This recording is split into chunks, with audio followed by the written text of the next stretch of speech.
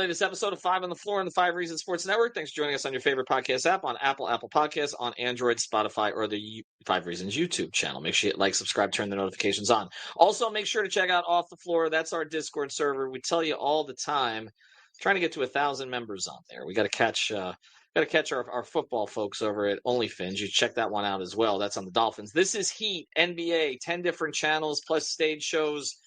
It's pretty damn cool, and it's the best place to talk Heat these days. Just make sure you click on the link that's in the description, bypass the $1 Apple upcharge, and get started right away. You can cancel at any time. Also, check out the great sponsors of the 5 Reasons Sports Network. Includes Underdog Fantasy. It's UnderdogFantasy.com, UnderdogFantasy.com, or download the Underdog app. Underdog, the place to cash in on all your takes during the wild card playoffs, which haven't been great. So you may want to find a different way to play them. Which players are going off? Which ones are ice cold? The over 5 million happy players and 2 billion won. Underdog makes it fun and easy to cash in on all your favorite athletes' performances. So check it out. The place to play Pick'em. Download the app. Sign up with the code 5. That's promo code 5, FIVE, and deposit now to get up to $1,000 in bonus cash instantly. That's a promo code 5. You must be 18 or older, 19 or older in Alabama or Nebraska, 19 or older in Colorado for some games, 21 or older in Massachusetts and Arizona, and present in a state where Underdog Fantasy operates. Terms apply. Void in Colorado for some games. If you're concerned with your play, call 1-800-GAMBLER or visit www.ncbgambling.org. And now, today's episode. Down the Biscayne. Yikes. 5 on the floor, ride for my dogs. Where here's the thing, you can check the score. Hustle hard, couple scars, wearing rubber frauds. Just like Butler said, you in trouble, y'all. Kept the floor playing, got it all banned. Y'all seen the block, stop with one hand. And Pat we trust. You sound scared. It's about have the guts, we're here to bring the heat. Y'all can hang it up. Welcome to 5 on the Floor, a daily insider show on the Miami Heat and the NBA, featuring Ethan Skolnick, Greg Sylvander, Alex Toledo, Brady Hawk, and others from the 5 Reasons Sports Network. Also, make sure to subscribe to Off the Floor for the most heat anywhere.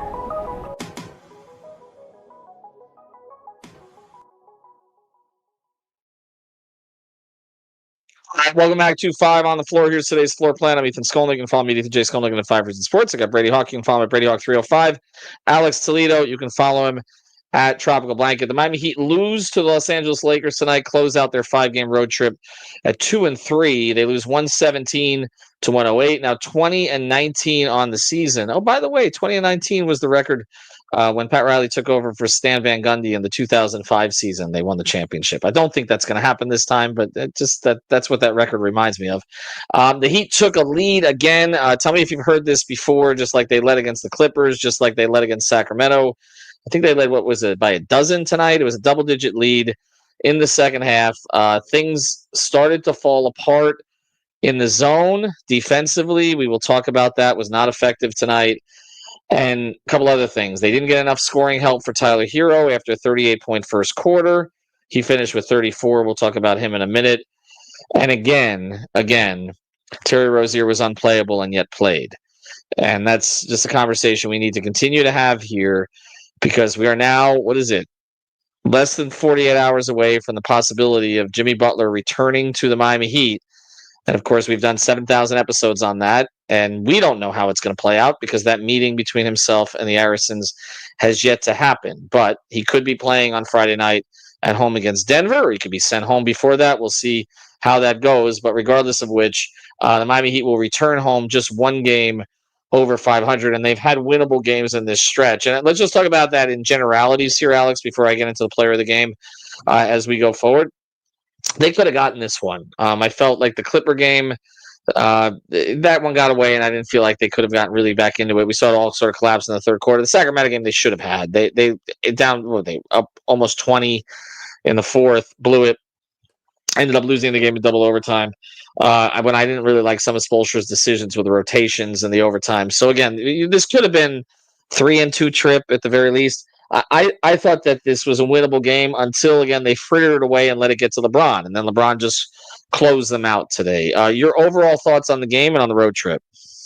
So as far as the game itself, I think there's a recurring theme going on here. And not only because this is, some of the stuff was obviously happening while Jimmy was playing, but especially without Jimmy, I think they kind of run out of gas offensively. And I don't think that's obviously it's not a hot take to say that they, when they're missing their superstar, their offense, tends to run out of gas. I think the only reason it hasn't looked worse is because Tyler has been so damn good that it kind of makes you forget, because he hits some insane shots on a night-to-night basis. And then you've got like the Jovic and Ware stuff where they're giving you like their, guaranteed couple lobs a night. It kind of makes it, like things are okay. And they had a good, like, I think like an 83rd percentile offensive rating. Like the scoring was not necessarily the problem for the Heat tonight. Like they made a lot of their jumpers, a whole lot of it wasn't at the rim, but, they had a good enough scoring night. The problem was on offense, the turnovers. They had, I think, their worst turnover of the game of the season. That's been a recurring theme as well. Obviously it hasn't been as bad as it was tonight, but that's been a recurring theme without Jimmy too, is that even though he's not considered, an elite playmaker, he was a very good one in the sense that he made good reads, didn't make a lot of mistakes, would settle you down in times like that when the other team makes a run. And Jimmy, was kind of a low turnover star. And I think without that, like other guys are doing a little bit more. And also, like we've noted, it feels like they pass the ball a little bit more without Jimmy. And just as a result, you're passing the ball more. There's a little bit more, chances that you're going to turn the ball over more. Right. I think that the turnovers has been a recurring thing. They're going to have to clean that up without Jimmy. Obviously, I mean, I don't know what's going to happen on Friday, like if he plays with Right. Jimmy, I guess. But I just mean like in a general sense without Jimmy, presuming that he was not going to be on the team much longer. I think they got to figure that part out. And on defense, I think that was the other main problem tonight. Their zone really came apart as time went on. It's more of a frustration of mine that I think when you over rely on the zone like they have been, especially when you just keep doing it more and more and more, teams are ready for it. And not only are they ready for it, like after you see it throughout an entire game, when you're seeing it for that much time and you're not kind of like going back and forth, you're not mixing things up that much, you're just seeing zone most often. Like I think they, it just becomes easier and easier. Like it's not that daunting if you spent the entire game playing against it. Like they just kept getting down the middle. And tonight you saw, as we talked about throughout this trip, there's examples of when the zone looks great and there's examples of when the zone looks bad. Like not only were the Lakers hitting their shots, but they kept getting into the middle of the zone. And when the shots are not being created from three, it's easy points in the middle of the zone. And I thought that the Heat, not only did they make a lot of mistakes on offense with the turnovers, but the zone, I thought there was a lot of mistakes happening from that end in the second half and in the fourth quarter. Even by Bam. Obviously, I'm not just singling him out. Bam is Bam on Right. saying I'm not trying to single anybody out. They made mistakes there. All right, so 7 turnovers from Herro tonight. You mentioned others are handling more. He finished with 34 points tonight on 12 of 18 shooting. He actually made his first 7 shots. So this is now 2 30-point games against the Lakers this year. They won 1 and they lost 1. We'll get to Kelel Ware, who I actually thought I actually was more impressed by him tonight than I've been in any other game, just during that one stretch that he had. So we'll get into him. But let's address the elephant in the room again, and it's not Jimmy in this case because we've done enough of the Jimmy off the court stuff. But it's Rozier, and I just can't see how they keep running him out there. I mean, it's now 7 of 53. I just want to repeat that: 7 of 53 from three. His last 53 3-point attempts, he's made 7 of them. That's like 12.5%, 13%. I mean, if they had Drew Smith, he'd be starting right now. Okay, if they had Jimmy, Rozier probably wouldn't be playing right now. They don't have Drew Smith. I don't know if they're going to have Jimmy again. We have to see how that happens. Burks looks like a professional player compared to Rozier right now. He's not playing Larson. Like, what do they do? Like, it's just you knew the thing was going to be frittered away. Terry is, as we've noted, is pretty much unplayable right now. And you say, what do they do? I mean, he's not that should be in the starting lineup right now. I mean, like that's been pretty clear. I mean, they come out the gate tonight where they're able to score. I mean, they were just shooting out of their minds in the first quarter. Like they came out the gate where it was surprisingly positive, where it's just not. It's just that lineup has not felt the greatest. Like I'm not even talking about. We can go into the advanced data and look at certain things, but it just felt like that lineup this year has been just Tyler. And then there's not a lot of creation going on from other angles. Like the Nico thing, as much as Nico is going to be up and down, the thing I like about him is not only the playmaking, but he's one of the few guys that could generate paint touches constantly. Like, no matter from where he is, whether it's the short roll, whether it's off the dribble, he is going to get a paint touch. And I think that matters, where in that starting lineup, you're not getting a lot of guys that are getting downhill. Alex, you mentioned about, not having Jimmy means you can't slow the game down. One of the things I feel like they're missing most without him is that in that portion of the game, there's like Jimmy would get to the line and just start controlling the pace of the game. They don't have anybody to do that. Like, once things if they start playing faster, they cannot change the pace of the game and slow things down on their offensive side of the floor. So those are just certain things they're going to have to figure out as the season goes on. But right now, it's like, Terry, I just don't know the role he's supposed to be playing. Like, you're talking about it in the starting lineup where he's not going to have the ball in his hands much because Tyler out the gate is going to be super on the ball. Then there is that lineup that they came out the first few minutes of the fourth quarter where it's Terry Rozier with the 4 guys off the bench. And I just don't know how you look at that group and say, like, this is the group that's going to get us from a 2-point lead to even 2-point lead when they walk off the floor. It just didn't seem like there was any creation there. Like, Terry's creation is him like moving from side to side or a step back, but there's no creating anything. Like, he's just in the same contest that was there a second ago. Nico, as I mentioned, is at least getting paint touches where you can give them. I still, as you said, we're going to talk about that a little more, but I like the Nico and Ware connection. But in the fourth quarter, when teams figure it out, I just thought that lineup was kind of the turning point in the game, because early in the game, they could work that short roll. Nico is hitting Ware backside. They have advantages. Nico is just playing quarterback in the middle of the floor. By the fourth quarter comes around, they've already adjusted. They're packing the paint. They're helping down, and they're putting a body on where they can't just throw it up top, and he's going to go get it and come down with it. So now you're looking around, and it's Burks and Duncan have to shoot well, and they were chasing them off the 3. And then all of a sudden, the fifth guy you're looking at is Terry, and he's the guy that has the ball in his hands in that lineup. And it just felt like everything turned kind of right there, because I just don't know. I don't know what you do with him, as you mentioned. Like, there's not really a solution. We've talked about the starting lineup. I don't think it's better off the bench, because he's going to be even more off the ball on the bench with the role that they put Jovic in. So it's just a weird position. It just, like we said before, I don't know if it's like showcasing an asset, but I don't know if it's helping the asset right now while he's playing. It's not helping, but it's not helping the on-court product right now either. No, it's not. It's not helping, and I think as we look forward here, I've kind of been cautioned on this as far as whether they're going to trade him, because again, his contract plays into this. And for as much as people say the Heat are trying to get off of money, it actually makes sense to keep his money into next season, because it's going to be an expiring of about $22.3 million, because he's not going to earn that incentive. It doesn't look like, because for the earn the incentive, they have to make the second round. He's got to play 70 games. That hasn't happened over the course of his contract, so it would have to happen this year, which means he's not going to get that extra 1.7, which means he's going to be at 22.3. And for some team that's looking to clear cap space for the 2026 class, there may be interest in him next year as an expiring. So I think for Heat fans who are hopeful that this nightmare is going to end, I don't know that that's going to happen right away, just because of, again, the cap mechanics questions here. But some of that the Jimmy situation may lead into this in some way, because if you bring rotation players back who can replace Terry's role, and I don't think you want to make a trade just for that. But I think at least if you're looking at return right now, they need a guard. Like, they need a guard, don't they? For them to get off of Terry before Well, until get next off season of when he's it. expiring. This is the best opportunity.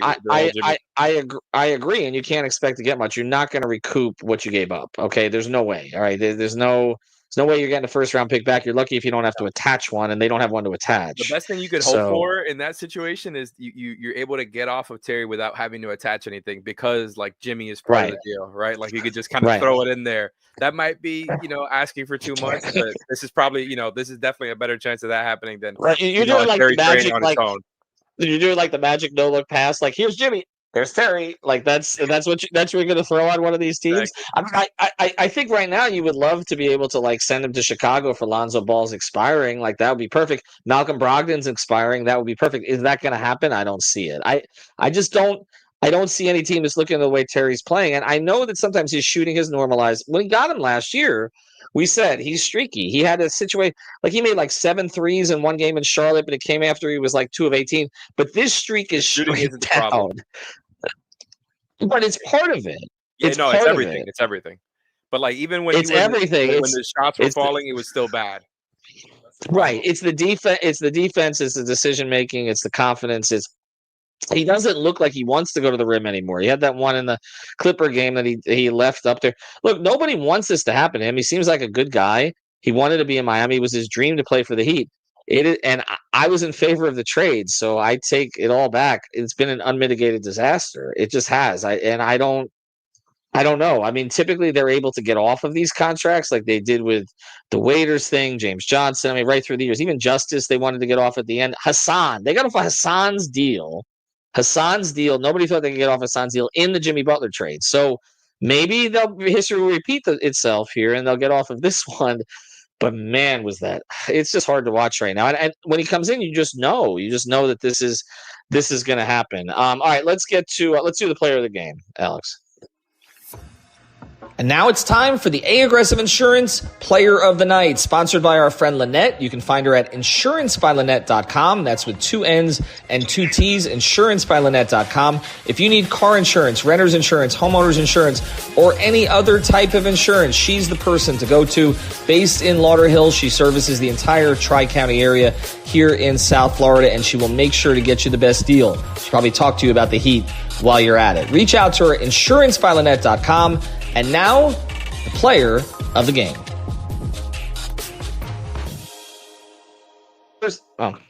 There we go. Now it's not a tough call. Thank you. It's kind of a tough call tonight, actually. I actually think the Laker who hurt them the most this game was Hachimura. The backdoor cuts. There were a couple of plays during that sequence where they came back, where they just lost him, which was not good. He also had that turnaround on the baseline, that three, which is a big shot in the game. LeBron closed it. Herro I'll give Herro's numbers, but it's not who I'm going to go with tonight because I just want to talk about somebody else. And it's no disrespect for Tyler, who was, again, shot the ball extremely well, was 12 of 18, 7 of 12 from 3. I mean, the Lakers have got to be tired of seeing him. And I know we have a lot of player of the game options, but I'm going to use the Tyler one. So that's why I'm going to hold this because I think there was obviously he did some good things tonight. But I'm actually going to talk about Ware here. And because to me, this was the most promising part of tonight. Brady's making progress. You can see and I've been one of those that's been holding back, okay, until he starts to show you something. I thought a couple things tonight. One is his awareness offensively is much better than it was when he started playing. I don't think there's any question. He put 2 hands on rebounds tonight, which is not something that he does all the time. And his hands in general are good. In fact, they're better than Bam's. Kelel made some tough catches in difficult situations, low, high, all over the place, kind of stuff where we see Bam get stripped all the time. And then of course there was that little Chris Bosh-like baseline turnaround jumper where he reminded me of CB there a little bit. I don't know. This is the most encouraging part of tonight is he's making progress. 100%. I mean, we've seen this recently, but a lot of it is coming with the chemistry and the lineups that he's being played with. Like, I really think that is, I keep saying it, that the Jovic, Herro, Ware 3-man game is kind of one of the benefits to him. Like we were talking, I remember even in the offseason, it's funny thinking about it now where we were like, Terry, I was one of the people that said I thought Terry would play well with Ware just because in the theory of like Terry's shot creation that you were expecting, or the lob throwing, or the ability to get downhill, but we haven't seen any of that. And Nico and Tyler have kind of been the best guys to kind of play with him just because of the fact they're not afraid to throw the ball up. They're not afraid to get into, they're kind of their 2 main paint touches players right now. And they could just put the ball up high and Ware will go get it. As you said, with the hands, I noted the rebounding thing. I mean, he had 8 rebounds in his first stint and he just was keeping the ball high. Like he wasn't doing any of that stuff like he was doing early in the season where he'd get the rebound and go low to like pass the ball to like a chest pass. He was just keeping the ball high. He was securing rebounds. He's just been fun to watch defensively, to be honest. Like there's he's been containing, he's been doing the right things. Like there hasn't been a ton of lapses, and there's also been the popping moments of him just like getting blocks and doing all that stuff. Like there was a play, it ended up being a Gabe Vincent 3, which ended up them taking the lead by 1 in the 4th quarter. But he legit deterred LeBron from taking like a 5-foot flip shot. And LeBron kicked it to the corner and ended up in a Game 3 anyway. But it's like those type of moments where he's able to deter that type of stuff. I think matters. He's just playing, and honestly, he just looks more comfortable and confident right now than he has all season. He just looks like he's understanding his role. He just knows what's asked of him right now, and his game is so simplified.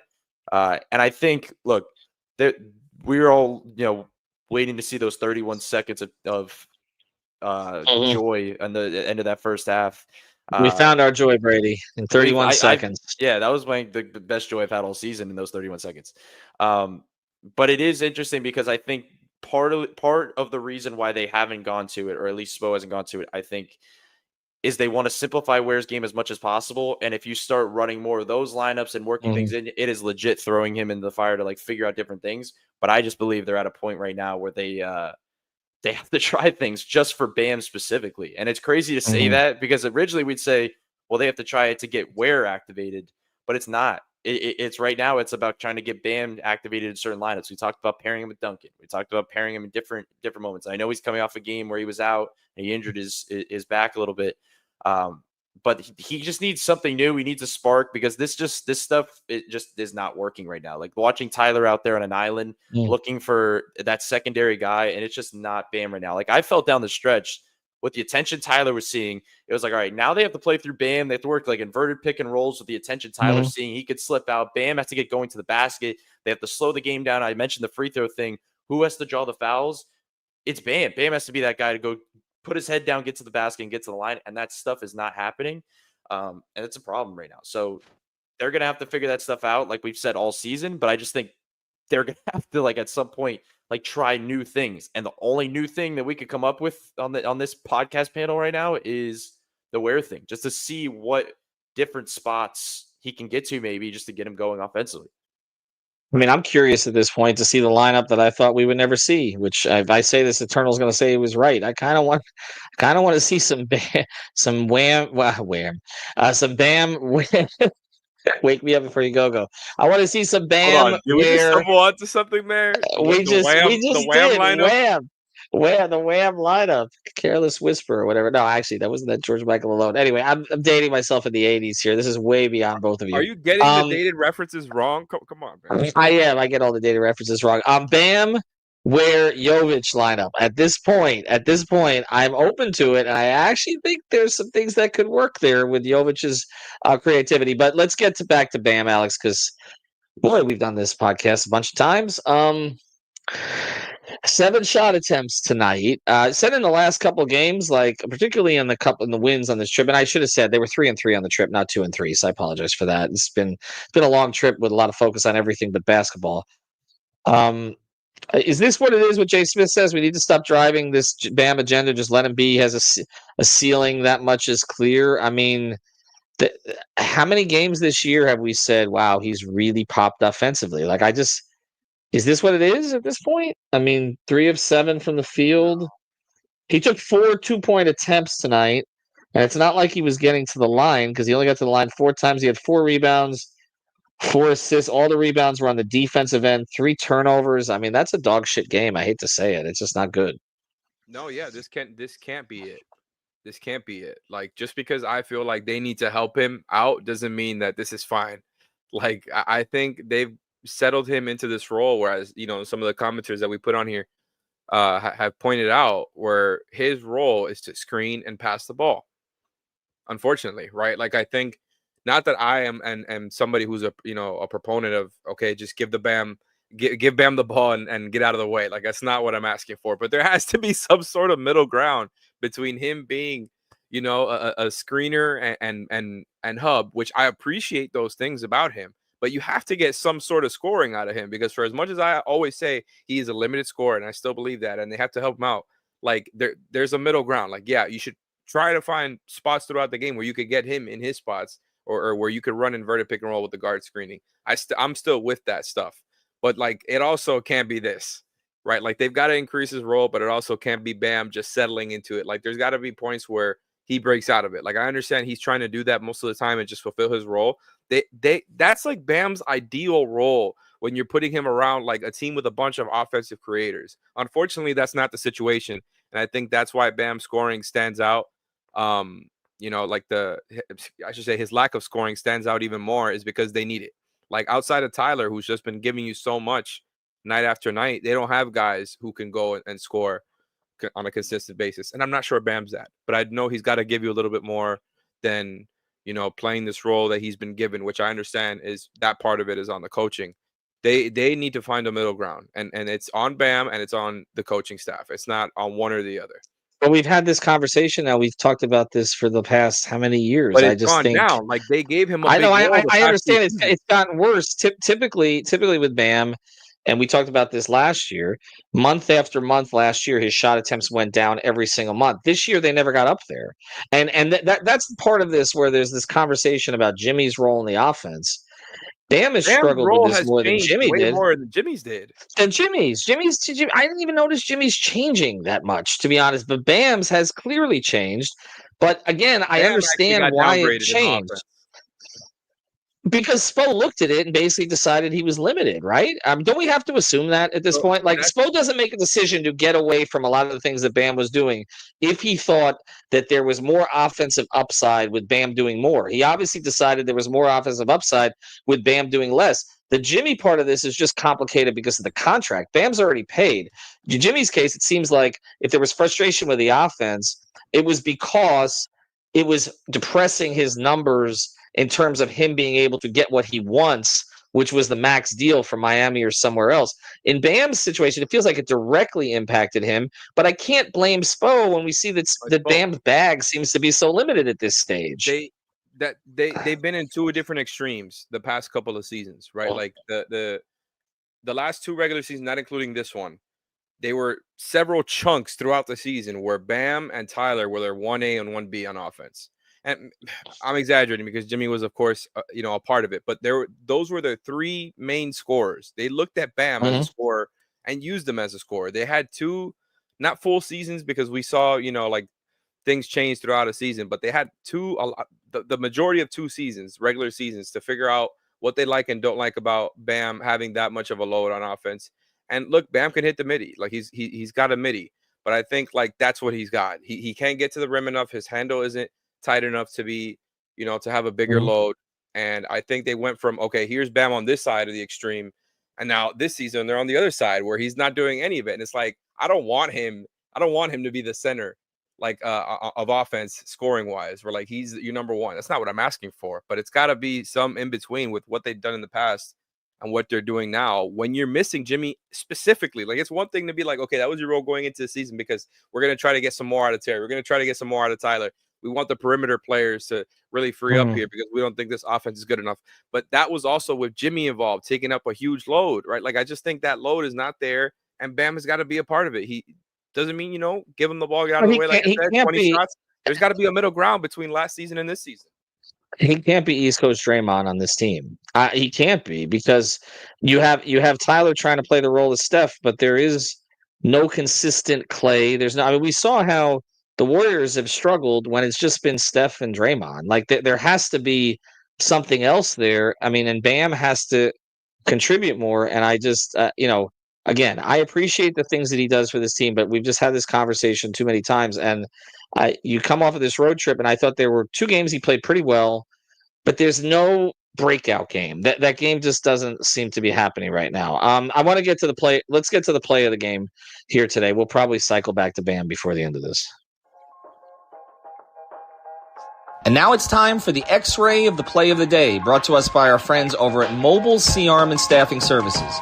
Nelson and his team will bring the X-ray equipment and the staffing to you if you work in a hospital or a medical office. Get a consultation today at c-armandstaffing.com or give them a call at 561-891-9620. Their fleet of trucks at your service. Again, it's Mobile C-Arm and Staffing Services, 561-891-9620. And now, the X-Ray of the Play of the Day. I mean, I know there was a lot tonight. Actually, there were a bunch of sequences that were worth mention, but Tyler Cook and LeBron in that one sequence is the thing I'm going to remember tonight, because after it happened, like LeBron looked up like I've seen him look when like Steph has done things to him. And I'll just say this about Tyler, and we've talked about him a lot, but there was so much conversation about, well, he needs a screen, right? He's a screen merchant. Wasn't that the Twitter thing? Like we have seen him create Not just the reading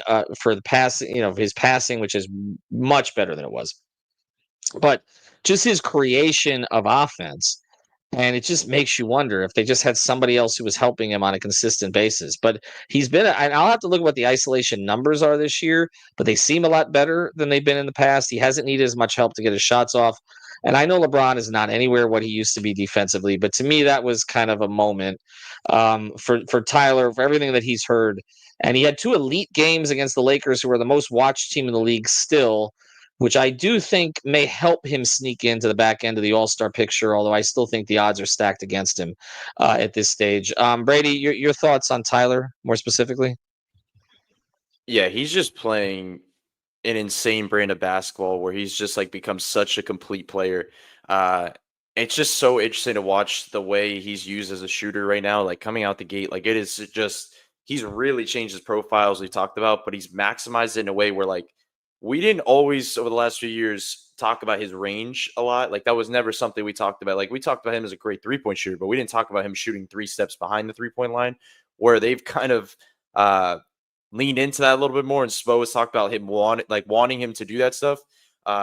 That's just his way of creating more gravity and more spacing, pulling things out. Because I mean, that's why Spo has referenced Dame and Steph, because of that type of range, because of what that opens up. But like watching him early in that game, like coming off screens into spot ups and then the pull up stuff, it's like no matter what they do, if he can find some type of way to flow into a good look, like you kind of have a feeling it's dropping. And then you mentioned like the stuff about shot creation. I mean, he's knocked down almost every weakness that has been assigned to him over the past few years. Like you had the isolation stuff. He's legit. I've watched him on multiple occasions. They run stuff for him to mismatch hunt. Like who would have thought we'd be here at this point where he's looking for a mismatch and then running an ISO and getting past them, getting into the lane, playmaking or finishing at the rim. That's the other part of this, finishing at the rim. Like we've talked about that, kind of hitting a certain level. He's played for the foul. He's tried to draw contact. He's just straight up finishing right now. And then you have the shot creation part of it, where we used to talk about isolation or not, like is he creating enough space to get his shot off? And he's just found so many ways to create a shot. Like it's still off screens like some of the time, but he's still found ways off that, that first step, just creating contact at the hip, finding like that one with Braun. Like he literally faked the screen, spun back outside, snake dribble inside. LeBron's right there. He has literally no space, and he's still able to get the shot off over the top just because he's gets such good lift on his shots. And it's like he's just at a point right now where he is able to score at such an insane level, and the attention is really like jumping more and more, and he's still finding ways to score. But all that means to me is that like there's an opportunity here for another player or 2 players here to like get going. Like we talk about like Tyler being the guy that was ultimately going to be the guy that needed to help out Jimmy over the last few years. And now we're at a point right now where like Tyler needs help offensively to create some good looks. But I will say, I mean, it's good that they're having Jimmy Butler back into the fold next game, because obviously that's the help he's needed offensively. Oh, no doubt, no doubt. He'll slow down the game and get to the line. That is the shame of the season and what we might ultimately remember it for. And hopefully it'll be remembered for the development of guys like Jovic and Ware and others who kind of become bigger parts of their future, and they figure out who they're going to add to it to pivot. But it feels to me like this is a season where we're going to say, it's just like by the time that Tyler got to this level that most did not think he would get to, Jimmy had pretty much given up on the situation, and Bam had regressed. I mean, that's how it feels right now. Like if you gotten anything close to this Tyler over the past couple of years, you certainly would have gone further than you had. I don't know that you beat Denver anyway, because again, that circumstance was a little different because they kind of played differently without him to get to the final, and he was not at this level. But if you'd had a player who was at this level to help the 2 of them, and now the 2 of them can't be counted on. I mean, Bam offensively and Jimmy just to be on the court. So that's my frustration of the season, is you're seeing Tyler scoring so easily. And reading the game, it's so much of a cleaner pace. Like he doesn't rush. He gets to his spots. He is an all-star. He may not make it again because the coaches are going to make this decision, and there are a lot of guards in the East. And Cade is probably going to get Cade, Garland. There's a lot of players he's competing with, but he's just had a tremendous season. Alex, and then we'll get to the defending the house, and we'll close this thing out. But let's do this before we get to defending the house. So we've done a bunch of podcasts. Jimmy may be back on Friday. We don't know yet. There's going to be a meeting between him and at least Mickey Harrison, although I don't think it's just going to be Mickey. I wouldn't be surprised if Nick's there, if Bernie Lee, his agent, is there. I wouldn't be surprised if Spo's there. And others, probably not Pat at this stage, because it seems like that meeting didn't go very well. I mean, what is he coming back to if he comes back? And again, there's no guarantee he's going to come back. He could be suspended again if he doesn't want to come back. But this team was 3-3 on the road trip. They were 3-4 without him. They had at least 2 games, certainly the Sacramento game, they could have won on this trip. What is the state of the Heat right now? Honestly, like throughout all of this, for as much nuance as we try to do on this show, not much has changed overall. It's a middling team. It's a middling team. You can expect. I didn't expect them to be obviously great without Jimmy. They've been fine. They haven't been terrible. They're a middling team. Like they're supposed to be better. They're not. And I think, with Jimmy, you have a shot, even if it's a long shot in the playoffs. Without him, you don't. That's kind of what it all comes down to. Now, I'm not saying none of the other stuff matters. The nuances that we try to go through don't matter. But bigger picture, to me, not much has changed. And if, all that we can talk about now regarding that situation is what is going to happen. Like, what are the results going to be? And if the whole situation at this point, right, like not, ignoring everything that's happened already, but at this point, if the situation is, well, the extension isn't going to happen, even if Pat offered it right now, even if the Heat offered it right now, this is the point that they're at. They've got to figure out a resolution. I think that I just don't, I have a bad, the reason I'm saying that is because I have a bad feeling we're going to end up in this place where February 6th comes and goes, and we're talking about ultimately the Heat thought that the trade market in the sign and trade market in the summer is going to be better. That's my hunch. And they're willing to just go through this awkwardness. Like I feel it coming. Like it's in my gut, and maybe I'm wrong, but I don't think you're wrong. And Thomas Osborne here in the comments says it perfectly. They need to pick a direction. We said this last summer, and I understand easier said than done. They tried to not pick a direction and kind of procrastinate picking a direction, knowing that there will be, even if it was a calculated risk, they kind of, decided to make this no direction decision. Ironically, they decided to not make a decision, right? And I think they might procrastinate it even more and delay it into the summer after a point where it's become, in their words, untenable. So I think find a resolution, right? Whether it's, mommy and daddy make up and everything is fine, right? Like it was a few seasons ago when Jimmy and Spo almost, got to blows on the court. Like either get over it or don't, but make a decision. Like I think this whole holding on to it and you guys trying to see who's gonna blink first. Like it's bad for the fan base, and more importantly, it's bad for the team. I know that the guys are just looking at it like, hey, that's between them. I get that part of it. I don't think they hate him and nothing like that, of course, but I just think you're doing a disservice to the team by not figuring out some sort of resolution for Jimmy in the summer and not letting it get to this point. I think they sat on their hands for a little bit, thinking everything will be fine. Being willing to taking the risk of that it would end this way, and now we're here.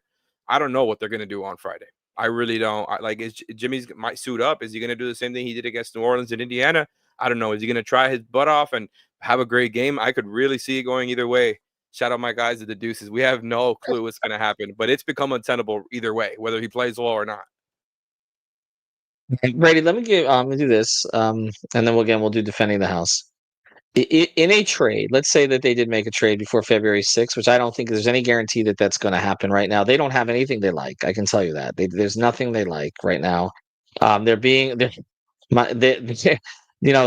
offered some contracts that go beyond 26. I know that. I know they're not interested in that unless it's going to be a core player that gets them to punt on that. And I don't even think they love some of the expirings that have been discussed.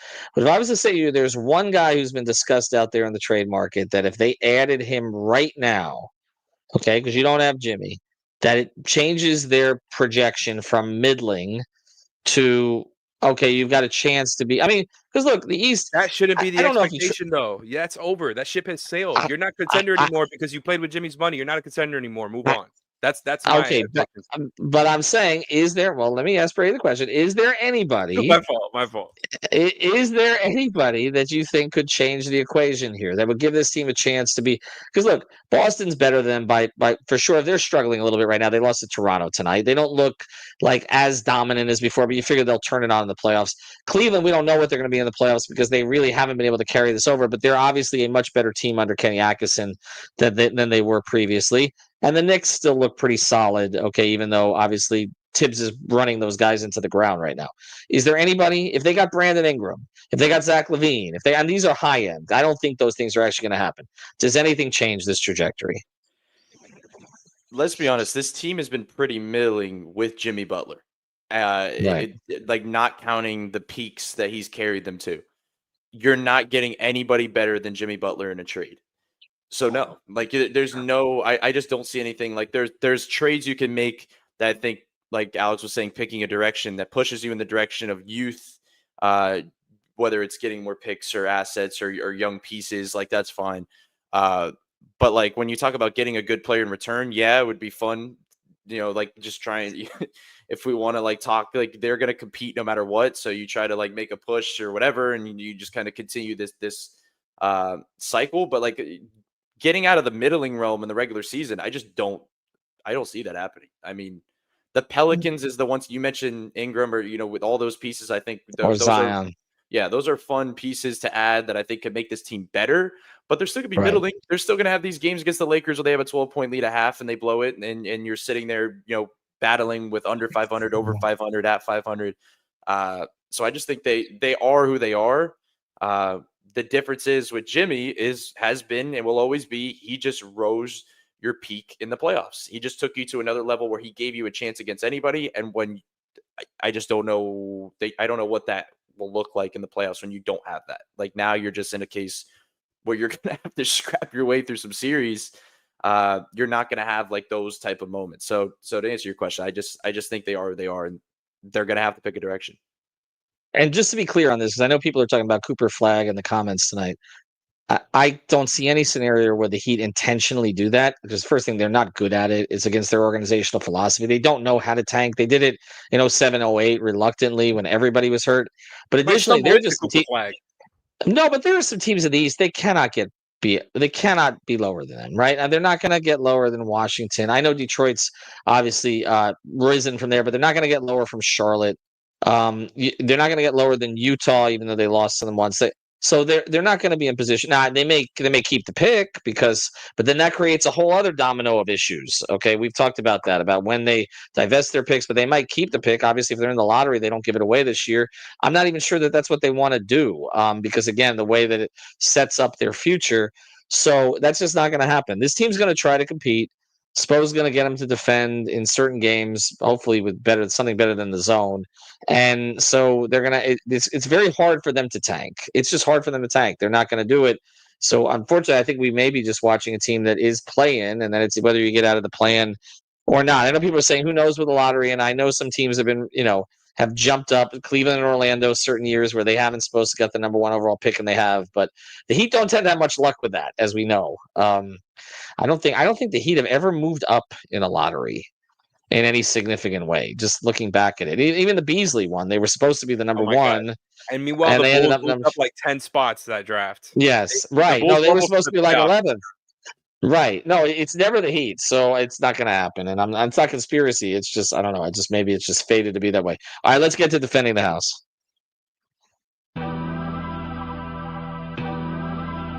And now it's time for our Defending the House segment, sponsored by our friends over at The Real Estate Shop. You can find them at realestateshopfl.com. That's with 2 P's and an E, realestateshopfl.com, or at the Fort Lauderdale Realtor on Instagram. This is Javier Iglesias and Amanda Martin. They help buyers and sellers in real estate. They're nimble and protective of their clients. They service the entire Tri-County area.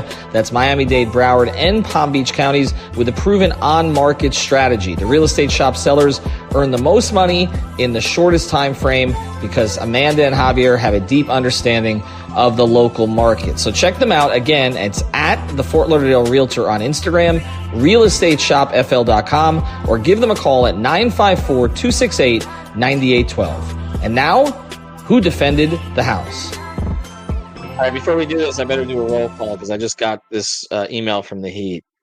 Friday versus Denver. Who are you sending?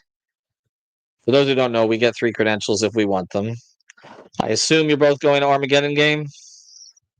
Okay. I will be there. Okay, we'll be there. Get early to park at Bayside. So we'll have all 3 of us find my joy. Oh, yeah, I don't know if you're going to find it there, but you could be the question. You could ask the question. I feel like it'd be better off from you than from me to Jimmy to ask him if he has found his joy, if indeed he plays in the game and speaks to the media afterwards. I don't know. I feel like you're the only person who can get away with that. Honestly, you should ask that question. All right, so all 3 of us are going to be there on Friday night, whether Jimmy is there or not. Thomas is right. He probably won't be talking to the media. That most likely. We're not going to take it personally, but I don't think he's going to talk to the media. But anyway, all 3 of us will be there. Greg's going to be hosting the post-game pod with Sean. I'll try to pop in from the arena. As far as defending the house goes, I guess I'll just close it here. I think just one thing here. We don't know how many times we're going to see LeBron on the court against the Heat, so just appreciate the fact he's still pretty difficult to defend. He does not have the first step that he had. He's sort of coasting through certain games. I know the plus minus has been the on-off numbers have been bad this year, but he still ended up with 22 points, 5 rebounds, and 9 assists at age 40. And he made all the plays down the stretch. He was basically the 7-0 run that pushed this thing out of the way. And zone buster. Like he knows how to. You cannot zone up. I understood the point of doing against him early in his career because again, then you get him to shoot threes. That was the whole Popovich, Stan Van Gundy strategy and all that. You wanted him shooting from the outside, but he made the 3 tonight. But also, he just knows how to get in the middle of the zone, and then his passing instincts.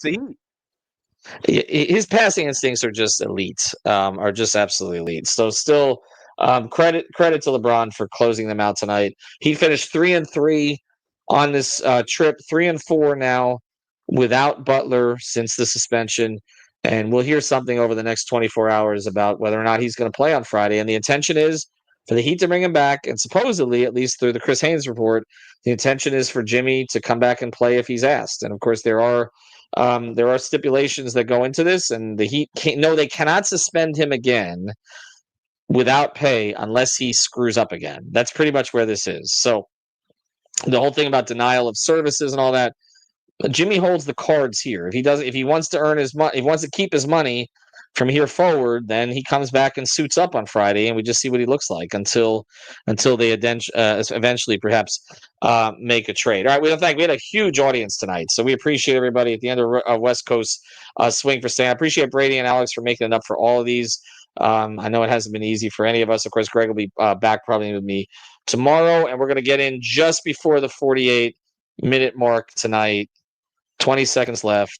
1 second for every Terry Rozier dribble on a particular possession. Have a good night, everybody. Thank you for listening to the 5 on the Floor on the 5 Reasons Sports Network. After all, someone needs to listen to my dad.